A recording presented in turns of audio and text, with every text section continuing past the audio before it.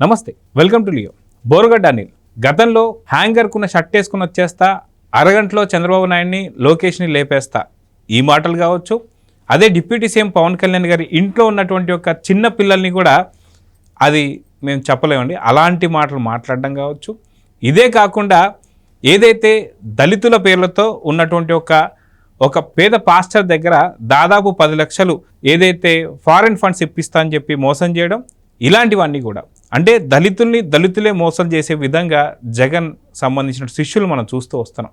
మొత్తానికి ఇప్పటికీ జైల్లోకి వెళ్ళిన తర్వాత ఇంటరిమ్ బెయిల్ తీసుకొని ఒకసారి ఫిబ్రవరి 15వ తారీఖు వెళ్ళిన అతను మళ్ళీ ఫిబ్రవరి 28కి హాజరు కావడం, మళ్ళీ మార్చి 1వ తారీఖు మా అమ్మకి హాస్పిటల్లో సర్జరీ ఉంది, అది చెన్నై అపోలోలో అని చెప్పేసి లలిత సూపర్ స్పెషాలిటీకి సంబంధించి దొంగ సర్టిఫికేట్ పెట్టడం.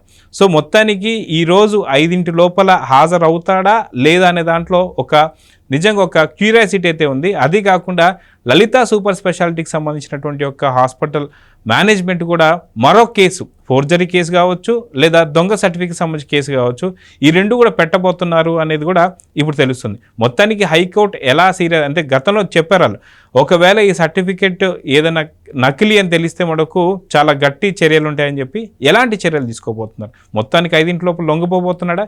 దీని గురించి మనతో మాట్లాడడానికి పొలిటికల్ అనలిస్ట్ శ్రీలీల గారు ఉన్నారు, వారిని అడిగి తెలుసుకుందాం. నమస్తే అండి. నమస్తే అండి. మనం చూసుకుంటే బోరగడ్డ అనిల్ ఇంకా వైసీపీ హయాంలోనే ఉందని చెప్పేసి అనుకుంటున్నాడా? ఇంట్లో ఏదో ఆటలు ఆడుతున్నట్టుగా ఏదో బయట వచ్చిన తర్వాత గతంలో మనం చూసాం, బిర్యానీ తినిపించడం కావచ్చు, బిర్యానీ తినడం కావచ్చు, దాంట్లో ఒక 6 మంది పోలీస్ డిపార్ట్మెంట్ సస్పెండ్ అయ్యారు. సో ఇదే విధంగా చూసుకుంటే ఒకసారి గుట్టు చప్పున ఇంటరిమ్ బెయిల్ తీసుకొని బయటికి వెళ్ళడం, మళ్ళీ రావడం, మళ్ళీ ఇంటరిమ్ బెయిల్ తీసుకొని ఫేక్ సర్టిఫికేట్తో మోసం చేయడం, కోర్టులు చూస్తూ ఊరుకుంటారా? మొత్తానికి ఎలాంటి శిక్ష అయిపోతున్నారు? ఒకవేళ ఈరోజు 5 దాకా రాకపోతే జైలు ఎలా స్పందిస్తుందంటే ఏం చెప్తారు? బోరుగడ్డ అనిల్ ఇతని గురించి చెప్పుకోవాలంటే మొన్న ఒక సెల్ఫీ వీడియో రిలీజ్ చేశాడు అతను. అది చూస్తే అంతకుముందు అతని గురించి తెలియని వాళ్ళు, అయ్యో పాపం అమాయకుడా, ఇంత మంచివాడా, తల్లి కోసం ఇంత తాపత్రయపడుతున్నాడా, తల్లి అంటే ఎంత ప్రేమ, అసలు జగన్మోహన్ రెడ్డి దగ్గర ఇంత మంచివాడు ఉన్నాడా అనే విధంగా మాట్లాడాడు. కానీ ఇతను ఒకప్పుడు 2019 నుంచి 24 వరకు బోరుగడ్డ అనిల్ అంటే ఎలా ఉంటాడు అంటే, ఇంట్లో ఆడవాళ్ళని బూతులు తిట్టేటట్లు, గోడకున్న యాంగర్కున్న చొక్కా తగిలించుకునేంత టైంలోనే లేపేస్తాను, చంపేస్తాను పవన్ కళ్యాణ్ గారిని, చంద్రబాబు నాయుడు గారిని, అలాంటి మాటలు మాట్లాడిన బోరుగడ్డ అనిల్ అనే అతను ఈ రోజున అసలు చాలా సౌమ్యుడిలాగా, జగన్మోహన్ రెడ్డి ఎప్పుడు పక్కన ఒకరిని పెట్టుకొని చెప్తూ ఉంటాడు చాలా సౌమ్యుడు మంచివాడు అని, దానికి పోకుండా మాట్లాడాడు, తీసిపోకుండా బోరుగడ్డ అనిల్. కానీ ఇతను చేసిన మోసాలు 2019 నుంచి 24 వరకు వీళ్ళు ఏ విధంగా రాష్ట్రాన్ని సర్వనాశనం చేశారో అందరికీ తెలుసు. కానీ ఈ రోజున దొరికాడు దొంగ. అతని మీద రౌడీ షీటర్ ఉంది. గుంటూరులో వాళ్ళు చేసిన అరాచకాలు అర్ధరాత్రి పూట అసలు ఆ హల్చల్ అనమాట, రోడ్లంతా తిరుగుతూ ఎవరినైనా సరే వాళ్ళు ఏ విధంగానైనా హింస పెట్టే విధంగానే ఉంటాయి ప్రతి ఒక్క కార్యక్రమాలు వాళ్ళవి ప్రతిరోజు, అది అందరికీ తెలుసు. దాని మీద ఇప్పుడు అతనికి జైలు శిక్ష రాజమండ్రి సెంట్రల్ జైల్లో ఉండి దొంగ నకిలీ సర్టిఫికెట్స్ క్రియేట్ చేసి వాళ్ళ మదర్కి బాగాలేదని చెప్పేసి బయటకు వచ్చి ఈ రోజున కనిపించకుండా వెళ్ళిపోయాడు. కానీ సెల్ఫీ వీడియోలో ఇతను చెప్పింది ఏంటంటే, నాకు ప్రాణహాని ఉంది, నన్ను కొట్టారు, నాకు అక్కడ విరిగింది ఇక్కడ విరిగింది అని చెప్తూ పవన్ కళ్యాణ్ గారు, లోకేష్ గారు, చంద్రబాబు నాయుడు గారు నాకేదైనా జరిగితే కారణం వాళ్లే, దానికి బాధ్యులు అని చెప్తున్నారు. కానీ మనం ఇంతకుముందు చూసాము, ఇతను వంశీ వల్లభనేని వంశీ ఏం చెప్పాడు, నాకెవరైనా తోడు కావాలి అని అడిగేయటం కానివ్వండి, లేకపోతే పోసాని కృష్ణమురళి జగన్మోహన్ రెడ్డి వెళ్లకుండా వేరే ఎమ్మెల్యేని పంపించి మాట్లాడించినప్పుడు తర్వాత అతను హార్ట్ అటాక్ అని చెప్పి ఒక కొత్త డ్రామా క్రియేట్ చేయటం కానివ్వండి.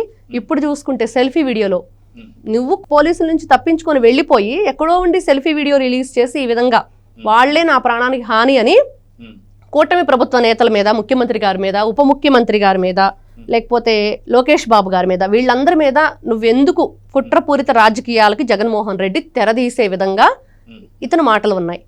కానీ ఇప్పుడు అందరూ అనుకుంటుంది ఏంటి, పోలీసుల అనుమానం కూడా ఏంటి అంటే, జగన్మోహన్ రెడ్డి వల్లే ఇతనికి బోరుగడ్డ అనిల్కి ప్రాణహాని ఉంది, అతని నుంచే రక్షించాలి, ఇది మాత్రం జరగబోతుందని అందరూ చర్చించుకుంటున్న విషయం.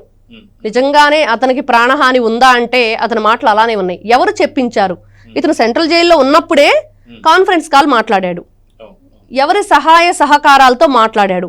ఆ కాన్ఫరెన్స్ కాల్ ఎవరున్నారు, జగన్మోహన్ రెడ్డి ఏం చెప్పాడు, ఎవరు నకిలీ సర్టిఫికెట్లు వీళ్ళకి హెల్ప్ చేశారు బయట నుంచి, నా పలుకుబడితో నేను అంతకుముందు చెప్పాడు అతను, మా వాళ్ళంతా లాయర్లు ఉన్నారు, నేను లా స్టూడెంట్, నేను అంటే లా స్టూడెంట్ అని చెప్పేసి ఇలా చేసావా, ఇవన్నీ నేర్పిస్తుందా నీకు, అంటే నువ్వు న్యాయానికి ధర్మానికి చట్టానికి కట్టుబడి ఉండవా, ఒక లా స్టూడెంట్ అని చెప్పుకుంటున్నావు, మరి నీకు ఇంకా ఎక్కువ తెలియాలి కదా. నార్మల్ పీపుల్ అనుకోండి, వాడికి ఏ చట్టాలు తెలియవు, వెళ్ళిపోతాడు బయటికి. కానీ నీకు అన్నీ తెలిసి కూడా నువ్వు తప్పు చేసావంటే ఎవరి కోసం చేసావు, నీ కాన్ఫరెన్స్ కాల్లో ఎవరు మాట్లాడారు, ఈ రోజున నకిలీ సర్టిఫికెట్లు ఎవరు నీకు అరేంజ్ చేశారు. ఇప్పుడు హాస్పిటల్ యాజమాన్యం కూడా వీళ్ళ మీద కేసు, ప్లస్ ఇటు పోలీసులు వెతుకుతున్నారు. కానీ ఇతను ఎక్కడున్నాడు, జగన్మోహన్ రెడ్డి దగ్గర ఉన్నాడా, అసలు ఇతన్ని ప్రాణాలతో పట్టుకోగలుగుతారా, లేకపోతే చొక్కా వేసుకున్నంత ఈజీగా వచ్చేసి సరెండర్ అవుతాడా, ఇవన్నీ కూడా ఆలోచించుకుంటా ఉంటే ప్రతి ఒక్కరికి కూడా కొంచెం ఇబ్బందికరంగానే అనిపిస్తుంది. కూటమి ప్రభుత్వం మీద వీళ్ళు కుట్రపూరిత రాజకీయాలకు తెరదీస్తున్నారు. అయితే ఇక్కడ మనం చూసుకుంటే మార్చి 12వ తారీఖున ఏదైతే యువత పోరు స్టార్ట్ చేయబోతున్నారో దాంట్లో కూడా యువత పైన ఏదో కుట్ర చేయబోతున్నారు.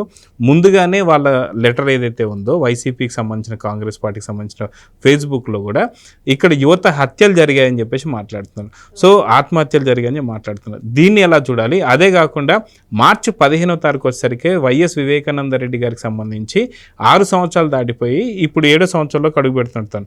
సో దీని అన్నింటినీ కూడా వక్రీకరిస్తానికి, అంటే ఏదైతే డైవర్స్ పాలిటిక్స్ చేస్తానికి బోరుగడ్డ అన్నిటిని లేపేసి ఇది కూటమి ప్రభుత్వం రుద్ది ఈ యొక్క డిస్కషన్ రాకుండా చేస్తారు. ఎందుకంటే ఇప్పుడు సిట్ కూడా ఏర్పాటైంది ఏదైతే వైఎస్ వివేకానంద రెడ్డి గారికి సంబంధించి రంగయ్యకి సంబంధించినటువంటి హత్యలో. సో మొత్తాన్ని దీన్ని ఎలా చూడాలంటారు? ఏదో జరగబోతుందంటే ఏమంటారు? వీళ్ళు ప్రతిపక్ష హోదా లేదు అని జగన్మోహన్ రెడ్డి గగ్గోలు పెడితే అతనికి శవాలు కావాలి. అతను శవాలను చూస్తే విపరీతమైన ఆనందం. కూటమి ప్రభుత్వం వచ్చిన తర్వాత శవాలు కనిపించట్లేదు. అది కనిపించక ఇప్పుడు ఏం చేద్దాము, విజయవాడ వరదలప్పు చూసాము, ఏదో ఒక విధంగా క్రియేట్ చేయాలని చెప్పేసి బోట్లని దాన్ని గుద్దిచ్చేసి వరద రావాలని ట్రై చేశారు, అది జరగలేదు, అప్పుడు శవాలు దొరకలేదు. ఇప్పుడు పాపం రంగయ్యని అది ఒక కుట్రపూరిత అనుమానాస్పద మృతి, ఆ విషయంలో పాపం అతను వచ్చి పరిశీలించడానికి లేదు, అవకాశం లేదు కాబట్టి ఆ శవాన్ని చూసే అవకాశం కూడా లేదు జగన్మోహన్ రెడ్డికి. ఏదో ఒక విధంగా బురద చల్లాలి కూటమి ప్రభుత్వం మీద. విపరీతమైన నిధులు వస్తున్నాయి, ఆంధ్రప్రదేశ్ అంతా పచ్చగా కళకళలాడిపోతుంది, అమరావతి స్టార్ట్ చేయబోతున్నారు, ఒకవైపు చూస్తే పోలవరం పరుగులు పెడుతుంది. ఇంకా ఇంత పచ్చదనాన్ని తట్టుకోలేకపోతున్నాడు జగన్మోహన్ రెడ్డి. ఆయన పచ్చకామెరల కళ్ళతో చూడటం తప్పించి లోకం పచ్చగా ఉంటే మాత్రం ఓరవలేని వ్యక్తి జగన్మోహన్ రెడ్డి. ఆయనకి ఏం కావాలంటే ఏదో ఒకటి, ఏదో ఒక విధంగా. ఈ రోజున అందరూ వీళ్ళ మంత్రులు, ఎమ్మెల్యేలు, ఎంపీలు అందరూ కూడా ఏదో ఒక తప్పు చేసి దొరికిపోతున్నారు. ఖచ్చితంగా వీళ్ళకి శిక్ష పడుతుంది, జగన్మోహన్ రెడ్డి పేరు చెప్తాడు అని అంటే వాళ్ళని ఏదో ఒక విధంగా ప్రలోభ పెట్టి తన వైపు తిప్పుకొని నేను రక్షిస్తాను. ఆయనే చెప్తున్నాడు మీడియం, నిన్న నందిగాం అతను చెప్పాడు కదండి, బోరుగడ్డ నీళ్ళు, నాకు జగన్ అన్నారు, ఆయనే నా దేవుడు, అసలు ఆయన లేకపోతే లేదు, నాకు ఆయనే మహానుభావుడు, నన్ను రక్షిస్తాడు అని. అంటే నువ్వు రౌడీల్ని, రౌడీ షీటర్ని, దొంగల్ని, రాష్ట్రాన్ని సర్వనాశనం చేసే వాళ్ళకి సపోర్ట్గా ఉంటావా? క్లియర్గా అందరూ మీడియా ముఖంగా చెప్తున్నారు, ఆయన ఉన్నాడు మాకేంటి, మేమేం చేసినా కూడా. మొన్న ఆయన అన్నాడు గుడివాడ నాని, ఏమంటున్నాడు, 3 కేసులు పెట్టుకుంటే 30 కేసులు పెట్టుకోండి, దేనికైనా రెడీ అంటే అంత బరదగించారు వీళ్ళు. జగన్మోహన్ రెడ్డి ఉన్నాడు చూసుకుంటాడు, మేము చేసేది అన్నట్లుగా. మీరన్నట్లుగా యువత పోరు అని రేపు ఆ కార్యక్రమానికి ఎవరికి ఏ విధమైన హాని తలపెట్టబోతున్నారు అనేది పోలీసులు కూడా ఆందోళన చెందుతున్నారు.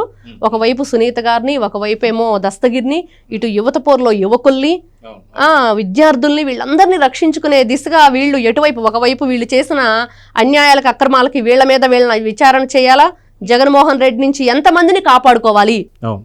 ఈ రోజుతో వాళ్ళు 11కు పరిమితం అయిపోయారు అని అనుకుంటున్నాం, కానీ నిజంగా ఈ రోజు వీళ్ళు చేసే కుట్రపూరిత రాజకీయాలు ప్రజల్ని చాలా విధాలుగా ఇబ్బంది పెడుతున్నారు. రాష్ట్రాన్ని ఒకప్పుడు సర్వనాశనం చేయటం ఏమో కానీ ఇంకా వాళ్ళ ఆలోచనలకు కానీ సాక్షి పేపర్ ద్వారా వాళ్ళు చేసే విష ప్రచారం ఏదైతే ఉందో, న్యూస్ ఛానల్ ద్వారా లేకపోతే పేపర్ ద్వారా, ఇవన్నీ అడ్డుకట్ట వేయాలంటే పోలీసులు రంగంలో దిగబోతున్నారు.